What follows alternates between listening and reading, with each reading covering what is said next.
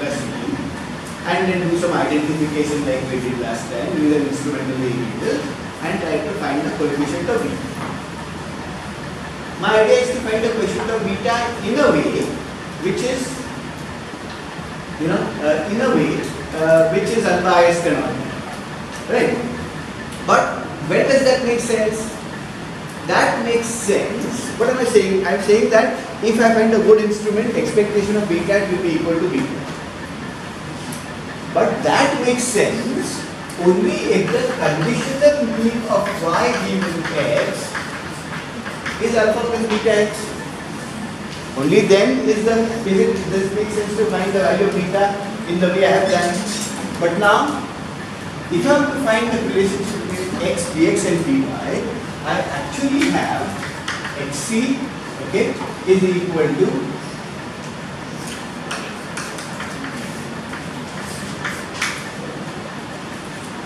so I don't have a straight relationship with this. The condition mean of y given x will be a more complicated function. Yeah? Therefore, if I try to, even if I get a good instrumental variable and show that expected of beta is equal to beta, my conditional expectation function would still be wrong. Yeah? So the first step, therefore, before you do any econometrics, is to actually find what, so derive a demand function from here. First, use an appropriate theoretical model like we have done here. Get the demand functions. And once you got the demand functions, then this is not a linear regression. Yeah? So if you take the ratio of Px and Py, right? If you take the ratio of, if you say that the explanatory variable is not x, but the price of x related to the price of y, I collected data on the price of x and price of y and took the ratio, and that is my explanatory variable, then all that I will get is the natural log of xc is 2 log Py by x.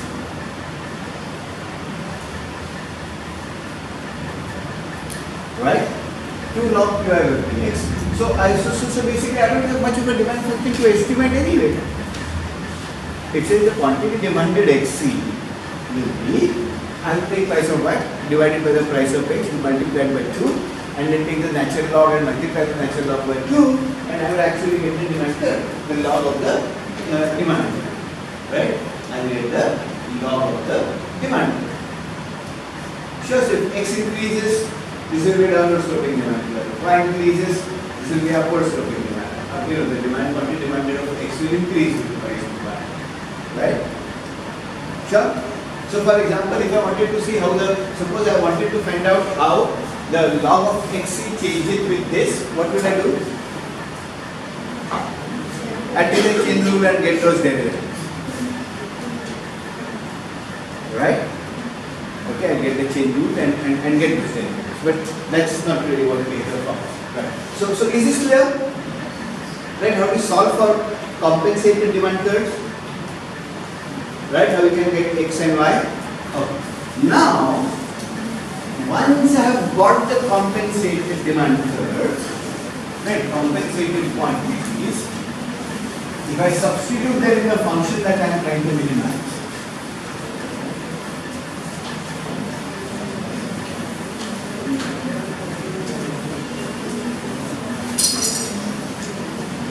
so if I write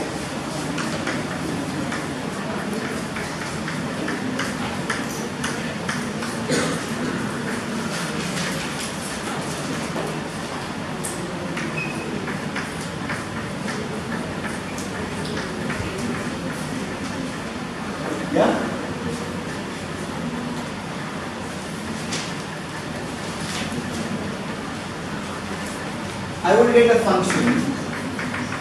What does this function tell me? What is the minimal expenditure I need to incur subject to the utility constraint? So do you see a link between this and the indirect utility function? Do you see a link between this and it? What was the indirect utility function? The maximum utility I can have given the expenditure constraint. This is the minimum expenditure I have to make given the utility constraint. Right? If that was called the interutility function, this is what is called the expenditure function. Right? This is what is called the expenditure function. And the expenditure function will be defined upon Px, Py, and Q. Right? Okay?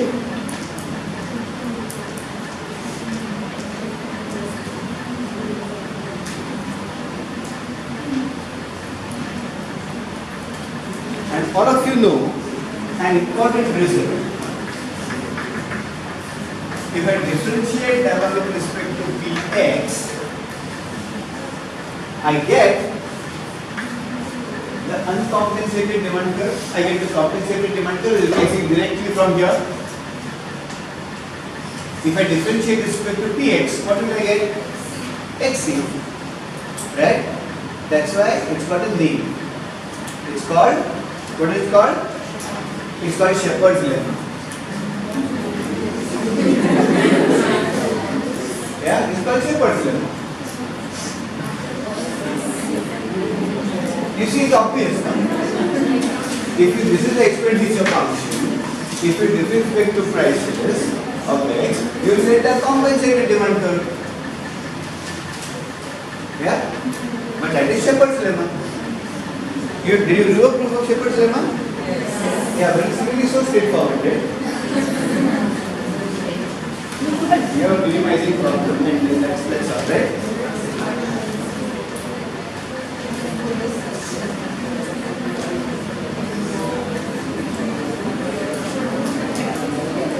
Okay. Now the important problem is,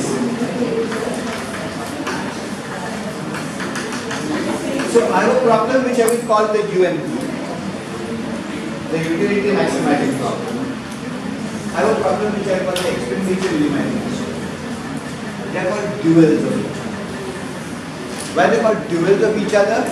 Because in one, what is the objective function is a constraint in another. The objective function is maximizing utility in the UMP. In the EMP, there is a constraint on the minimum utility that I can have. In the EMP, I am minimizing expenditure. In the UMP, there is a constraint on the maximum expenditure that I can have. So these problems therefore are duals of each other. These problems are duals of each other. Right? Now, so useful set of identities that I will have, okay, and which are a little bit involved to prove. So we prove them. Right? So what I have from this is,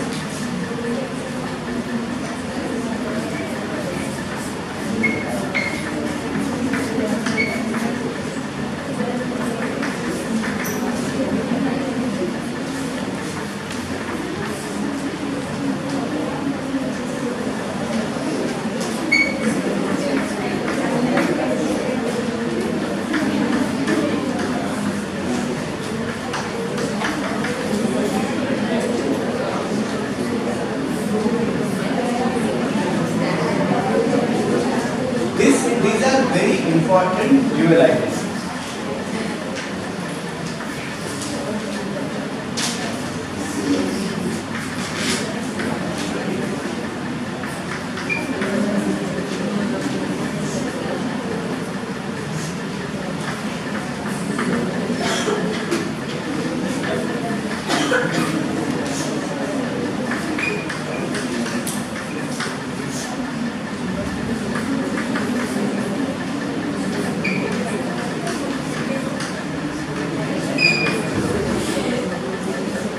Can you explain these identities to me?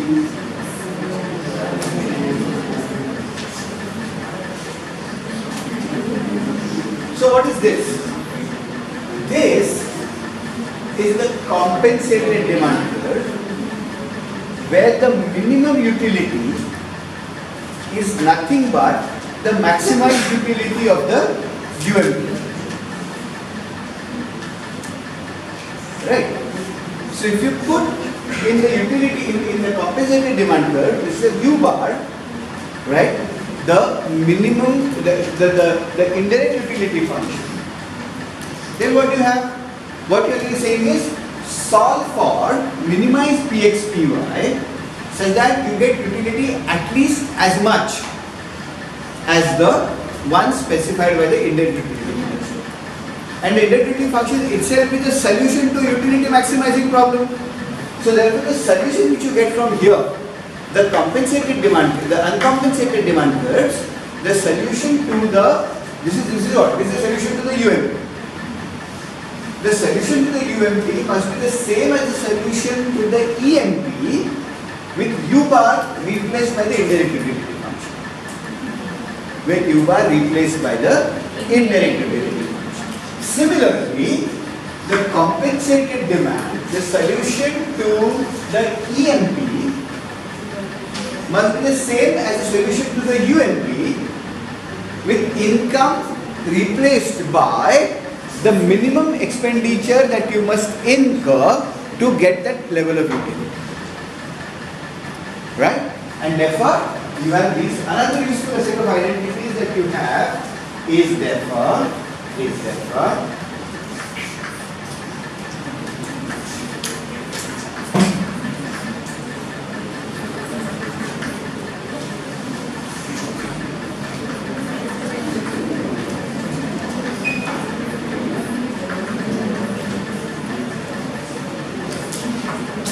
and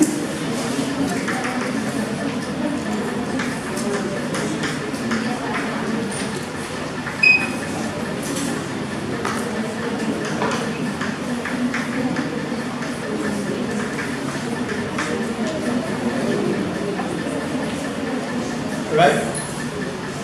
Because both are essentially the same properties, no? Right?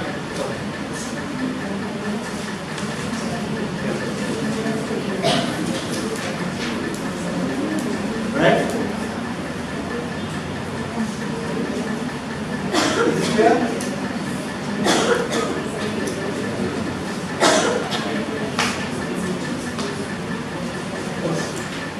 Now we come to the envelope theory.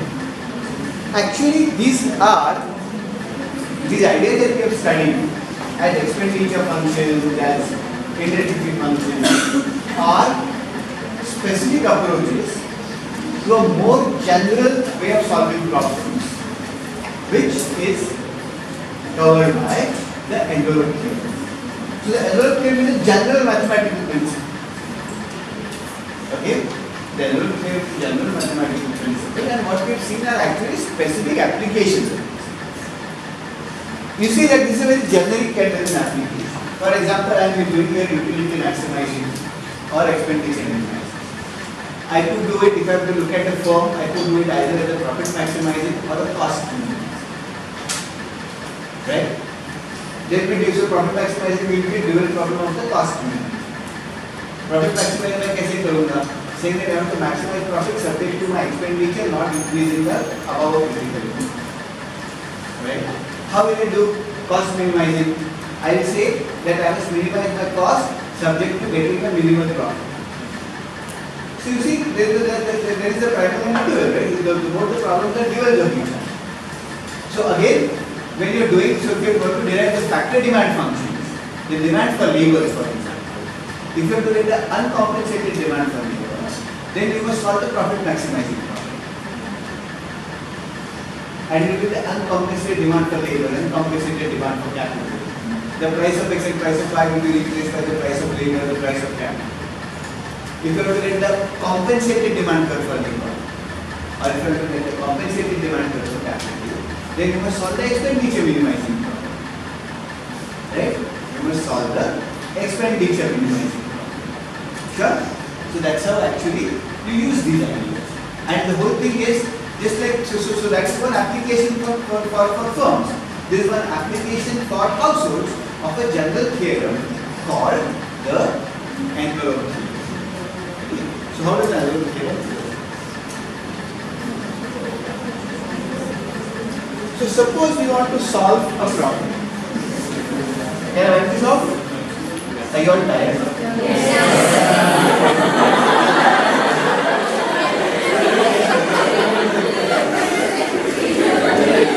Okay, so we'll do it tomorrow, Monday. Yeah. Let's do maybe tiring